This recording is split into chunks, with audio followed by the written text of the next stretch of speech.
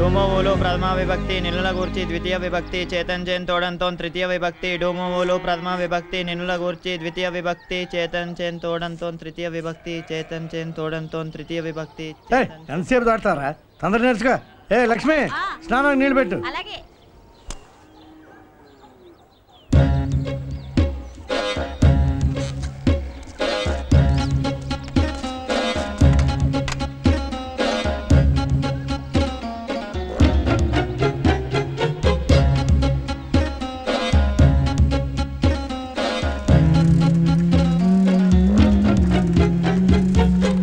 రండి త్వరగా రండి.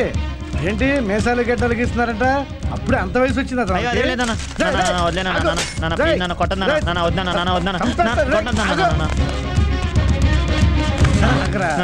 మూతి మీద లెక్క పెడితే 4 గంటలు లేవు, అప్పుడే నీకు షేవింగ్ ఏంట్రా?